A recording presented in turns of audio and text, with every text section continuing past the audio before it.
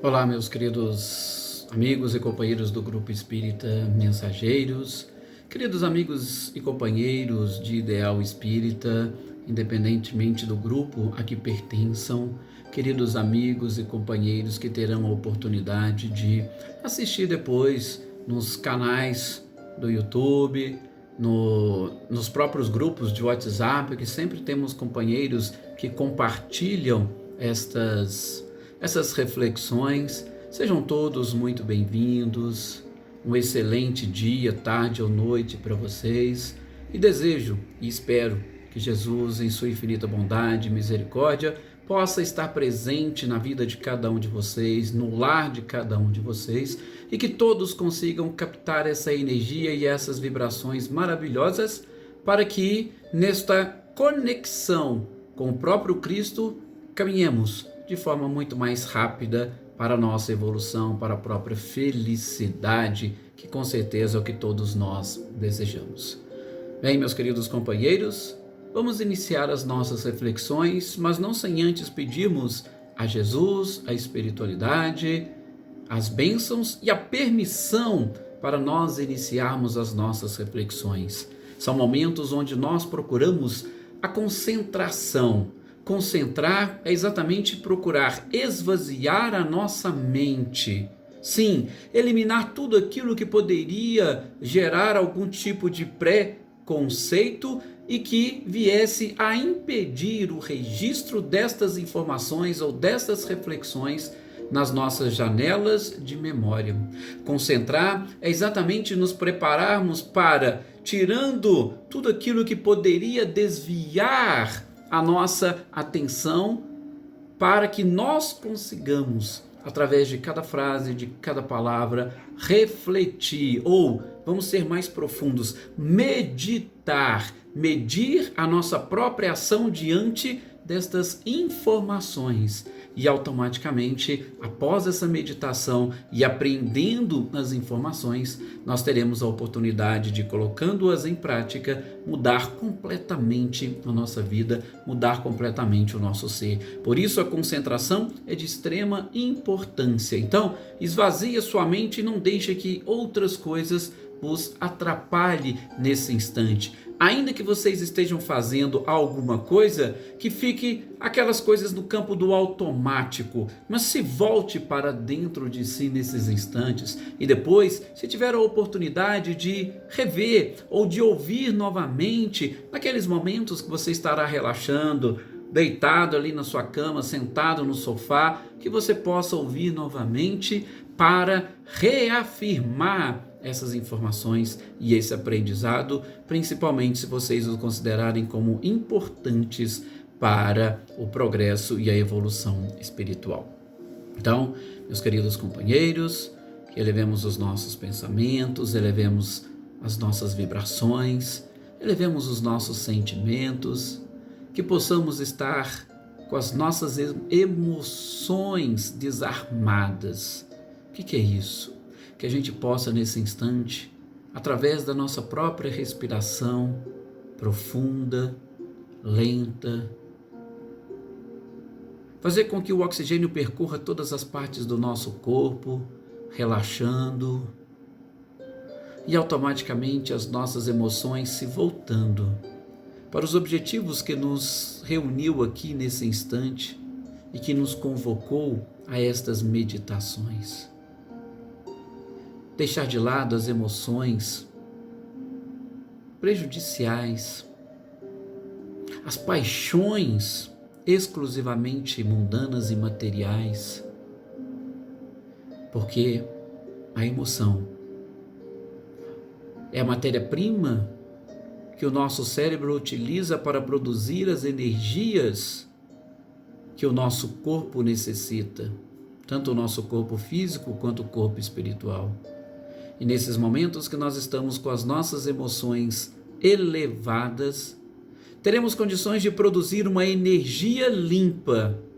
E a produção dessa energia pelo nosso cérebro, distribuída para todo o nosso corpo através dos neurotransmissores e de todos os canais de comunicação, possam levar efetivamente à cura para os nossos órgãos e células debilitadas, fazendo assim com que os ensinamentos do Cristo estejam presentes.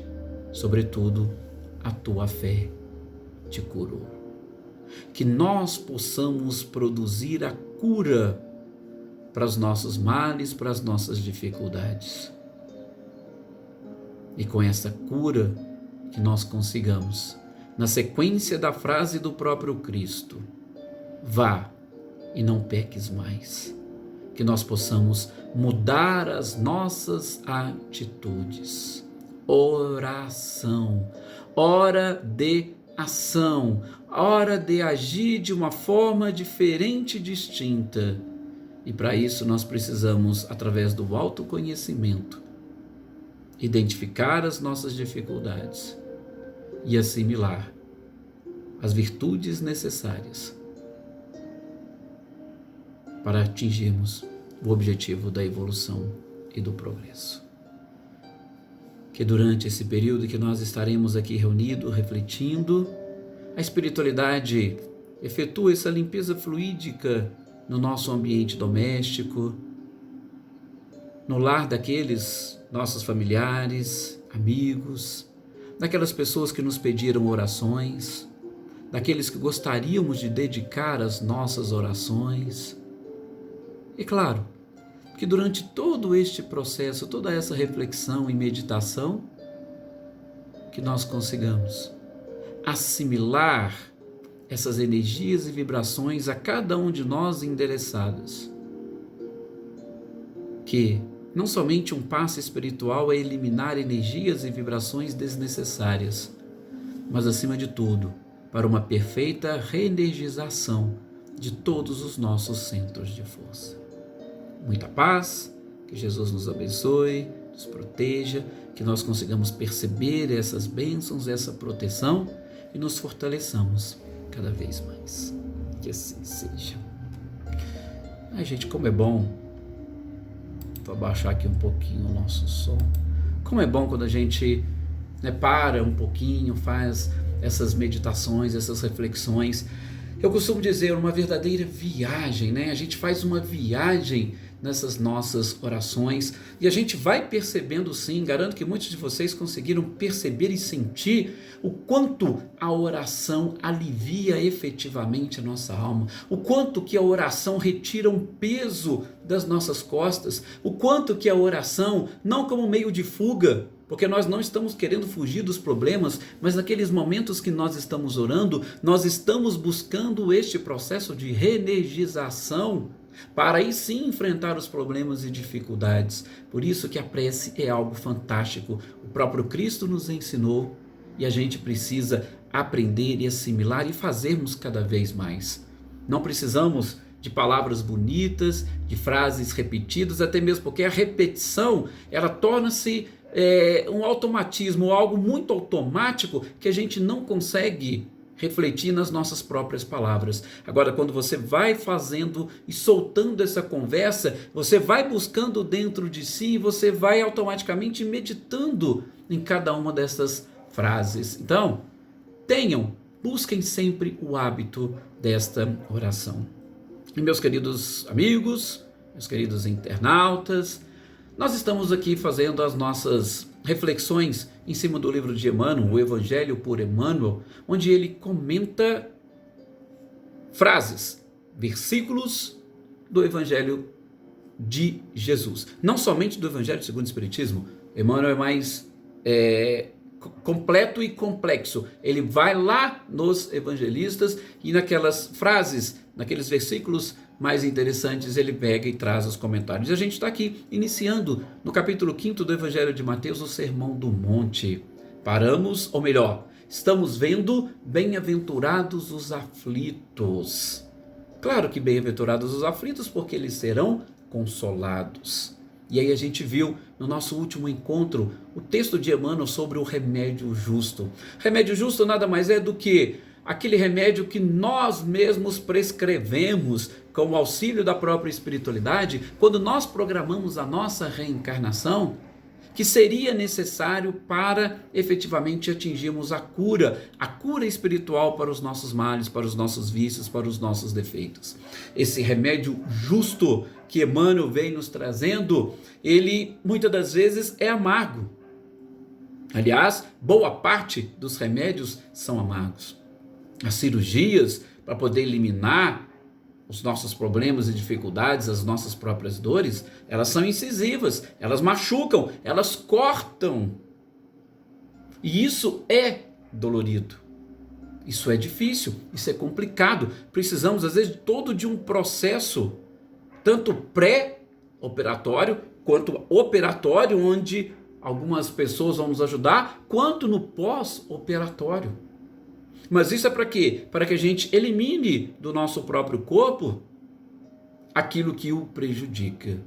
Do mesma forma são os problemas que atingem a alma. Os remédios que nós tomamos, as nossas provas, as nossas expiações, são amargas. Muitas das vezes são exatamente como verdadeiras cirurgias, chegam a cortar a nossa própria carne, chegam a cortar em nós. É muito dolorido. Só que existe o pré, existe o operatório e existe o pós-operatório, onde a gente vai aos poucos relaxando e vai percebendo que aquela cirurgia foi um sucesso. E automaticamente nós vamos deixando para trás todos aqueles vícios e defeitos. É algo fantástico, é uma experiência incrível. Mas nós precisamos aprender, como diz Emmanuel nesse seu texto, O Remédio Justo, que existem muito mais benefícios do que malefícios. Estamos falando e citando o exemplo do remédio. Se existe remédio, gente, ainda que ele seja amargo, ainda que a cirurgia seja difícil, pesada, penosa, mas ela existe e é um benefício para nós eliminarmos os males. Então, por quê a dificuldade? Por que reclamar? Não faz sentido. Basta a gente ter um pouquinho mais de paciência que a gente vai perceber. Emmanuel ainda ressalta para nós, nessa oportunidade, o quanto nós, infelizmente, costumamos exaltar a dor. Parece que a gente elege, né? Até falamos sobre isso, a gente elege um altar para a dor, colocamos ela num pedestal e ficamos ali adorando, porque a gente adora ser vítimas. Esse processo de vitimização, ele é algo ainda muito complicado para nós que estamos nesse atual estágio evolutivo no mundo de provas e expiações. Parece que nós queremos medir e comparar as nossas dores e dificuldades com os outros. Quem tem maior problema, quem enfrenta maior dificuldade. Não, longe disso. Se bem-aventurados são os aflitos, é por quê? Porque eles serão consolados. Então a gente tem que se entregar à consolação e não eleger altar. Não colocar a dor num pedestal para ser adorada. É exatamente tentar eliminá-la, nos distanciarmos dela e automaticamente eliminar definitivamente os problemas. E no texto seguinte, ainda comentando este versículo de Mateus, Emmanuel vai falar para nós sobre os que não esperam. O título é esse, e o título é, por sinal, bem interessante. Por quê? Porque, gente, nós vamos encontrar neste nosso planeta, e Emmanuel fala que vamos encontrar com uma facilidade incrível, muitos desses nossos irmãos que, na condição de sofredores, não se encaixam na de bem-aventurados. Porque vejam, a frase, bem-aventurados os que sofrem, e Emmanuel pega e faz essa separação. Peraí, estou vendo muitos que sofrem, mas que não se encaixam no conceito de bem-aventurados, ou seja, esses não entrarão e não receberão, ou melhor, não perceberão a consolação. Porque a gente fala do sofrimento e a gente já quer pular para a consolação. Eu vou ser consolado, alguém vai me carregar nas costas, alguém vai carregar os meus problemas. Não.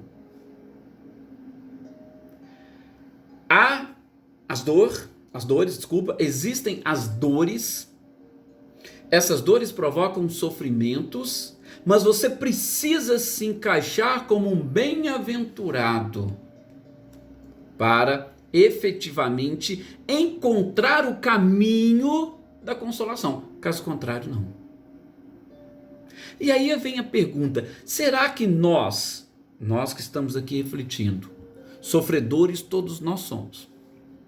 Claro, nós não vivemos num mundo feliz, nós não vivemos num mundo celeste ou divino, nós vivemos num mundo onde existem problemas, e existem inúmeros, desde a hora que nós levantamos até o horário que nós deitamos, e muitos ainda enfrentam vários problemas no decorrer da noite, porque conseguem nem descansar e nem dormir direito. Então tem pessoas, ou a grande maioria, é 24 horas por dia de problemas. Mas dentro destes problemas, será que em algum momento a gente consegue se encaixar como bem-aventurados? Será que a gente consegue perceber, unindo ao texto anterior, que tem a dor, tem o sofrimento, mas que também existe um remédio? E que este remédio depende pura e exclusivamente de cada um de nós? Gente, pode até ser que Jesus, como médico de almas, como médico dos médicos, esteja ali presente naquele momento operatório. Mas o pré-operatório, o pós-operatório, depende de nós. Se nós acompanharmos as curas, e principalmente uma visão espiritual das curas processadas pelo próprio Cristo, e aí a gente pode contar com a psicografia do nosso querido Divaldo, por exemplo, em obras de Amélia Rodrigues, que ela fala muito bem disso. Nós vamos encontrar, por exemplo, personagens que fizeram o seu pré-operatório. Ela mesma conta, Zaqueu. Zaqueu começou a desenvolver, ouviu falar do Messias, ele começou, eu preciso encontrar essa pessoa extremamente importante, eu preciso. Ele começou a fazer um pré-operatório. Eu preciso mudar minha vida, isso aqui não está me atendendo, eu tenho todos os benefícios, eu tenho toda a riqueza, mas eu preciso. Então ele foi se preparando. Chegou o momento do operatório, aí Jesus veio, esteve com ele. Opa, desça daí que eu vou almoçar na sua casa hoje. Nós vamos cear juntos. É o momento do operatório, a presença do próprio Cristo. Foram extremamente importantes, mas a Amélia Rodrigues ressalta o pré e depois o pós. Depois desse encontro, depois da cirurgia feita, o próprio paciente falou: opa, a partir de hoje sou uma pessoa diferente. Então, ele fez essa preparação e depois deu sequência no pós. Jesus só apareceu naquele momento, talvez como médico, no operatório, para dizer: ó, tua fé te curou. Viu? Eu tô aqui, até doei energias e tal, mas a tua fé te curou. E isso nós podemos trazer para o nosso dia a dia. Vamos ao centro, vamos à casa espírita, vamos à igreja, vamos a um culto. Ótimo. Se preparou para poder ir? Fez aquele pré-operatório? O que eu preciso hoje? Como se diz, cirurgicamente eliminar. Chegou lá, fez o operatório e depois tem o pós. Jesus veio, ele retirou alguma coisa aqui. Agora eu tenho que tomar cuidado para quê? Para não pecar mais, para que não aconteça algo pior. Por quê? Eu já vou estar fragilizado. E eu estando fragilizado, qualquer coisa, qualquer bactéria que eu contrair pode complicar o meu estado. Então, você vai num centro, você vai num culto, você vai o momento e o pós. Então o que Emmanuel chama atenção é exatamente isso. Como que nós avaliamos? Será que nós já nos consideramos bem-aventurados? E para isso a gente está trabalhando todo e tanto no pré, quanto no operatório, quanto no pós? Caso contrário, nós vamos se encaixar nesses que Emmanuel fala aqui, olha, tem aqueles que não esperam, ou seja, tem aqueles que dizem que querem, porque estão sofrendo, mas eles não querem corrigir os problemas. Eles querem que chegue alguém e simplesmente elimine os problemas da sua vida. E esses não podem ser considerados bem-aventurados. Porque ele não sabe que ele faz parte do projeto. Sem a participação dele, nós não vamos conseguir. O médico pode chegar lá e pode eliminar tudo. Mas depois, se não tiver cuidado no pós, coisa pior pode vir a acontecer. E depois fala que o médico é ruim. Esses é que não são os bem-aventurados, como diz Emmanuel. Por quê? Porque eles não esperam. E quem que seriam esses? Emmanuel chega a citar alguns exemplos. São aqueles irmãos que se acabam ali na delinquência. Gente, eu sei que é algo muito, talvez, complicado para a grande maioria, mas nós não vemos os bastidores dos crimes. Se nós tivéssemos a oportunidade de ver e identificar os bastidores dos crimes, nós encontraríamos, dentre estas pessoas, aqueles que não esperam. Muito pelo contrário, que é o texto seguinte: se entregam ao desespero. Emmanuel, no texto seguinte, ele vai falar para nós, aqueles que se colocam em desespero.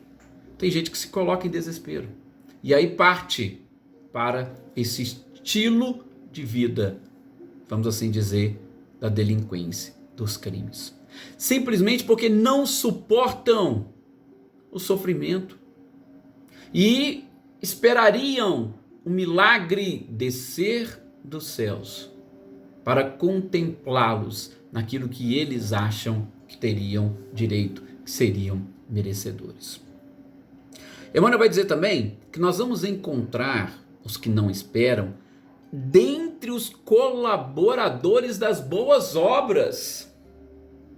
Só que é o seguinte, nessas entidades, nessas instituições ou entre estas pessoas, nós vamos identificar através daqueles que eles estabelecem: eu estou ali, dentro das instituições eu quero fazer obras boas, edificantes, mas eu estabeleço algumas dificuldades para mim próprio, porque eu não tolero, por exemplo, o que o outro diz, eu não tolero o que o outro fala, eu não tolero a presença do outro, eu acho que o outro é arrogante, eu acho que o outro quer aparecer mais do que o outro, do que a gente, eu acho que o outro...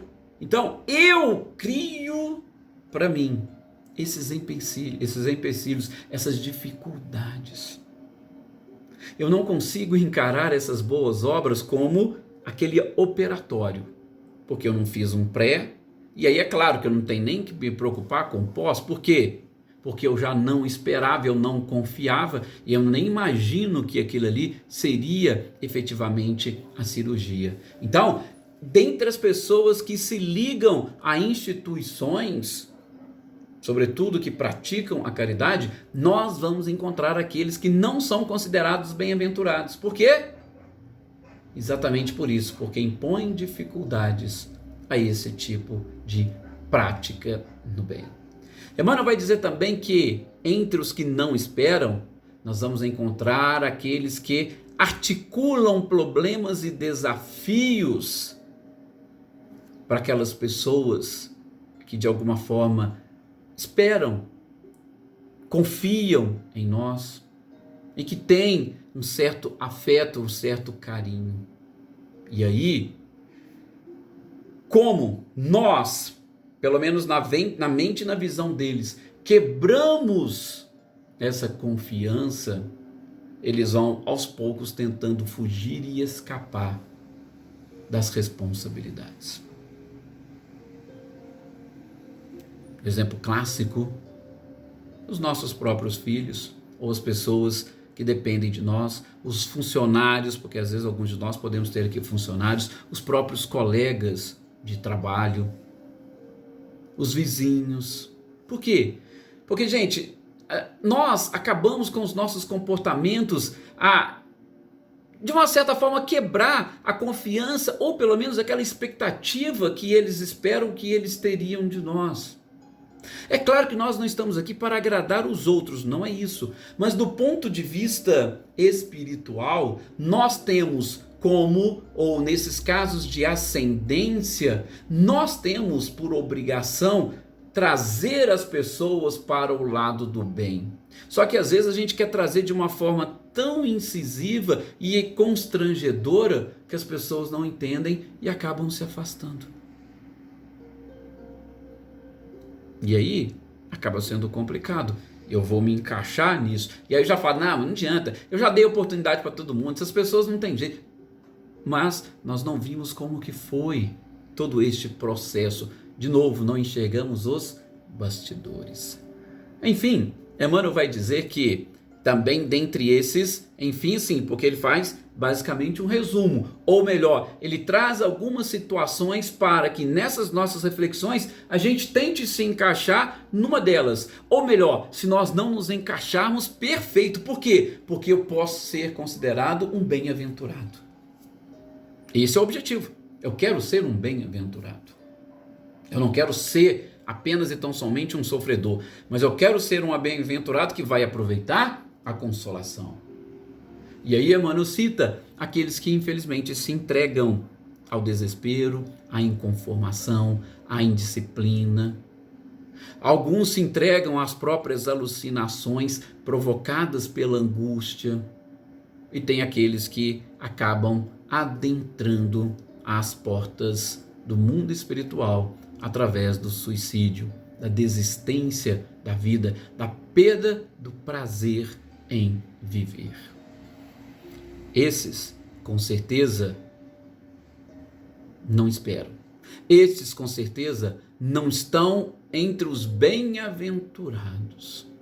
Esses, com certeza, vão precisar, talvez no futuro, de um choque de realidade e de um choque, muitas das vezes, bem incisivo.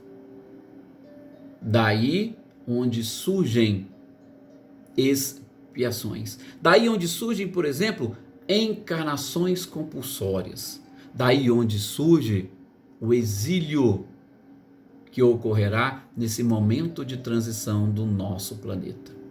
Porque, claro, o choque será muito grande. Você sair do mundo com todas as facilidades e conforto que nós possuímos e ajudar na construção de um planeta que se encontra na era primitiva, a era das cavernas, é um choque muito forte, grande. A cirurgia, ela vem mesmo de tal forma que você não tem como. E é aquela cirurgia onde você tem que se recuperar, talvez até na UTI. Você se recupera na UTI para que você não prejudique o seu pós-operatório. E aí só depois, quando você está... Aí eles vão te liberar. Te liberar para você caminhar sozinho com suas próprias pernas. Mas acontece muito disso. E eu espero que vocês consigam captar esta mensagem de Emmanuel. Assim como eu estou procurando captar esta mensagem de Emmanuel e me encaixar dentre os bem-aventurados.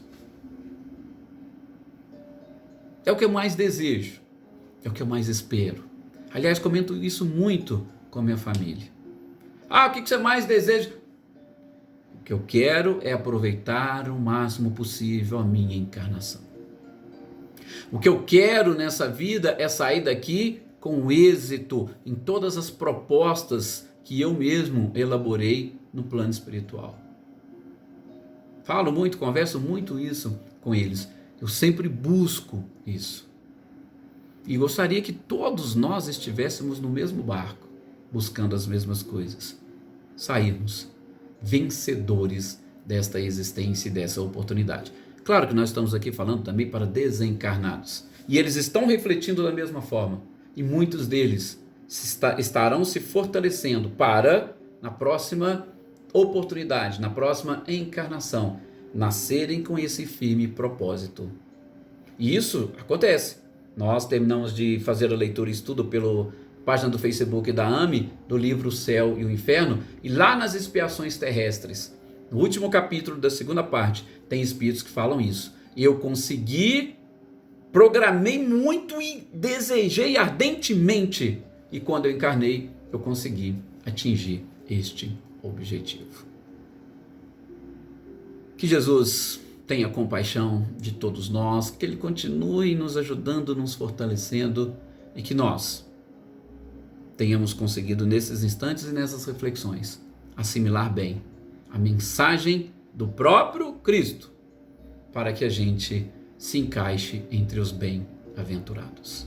Muita paz, até o nosso próximo encontro.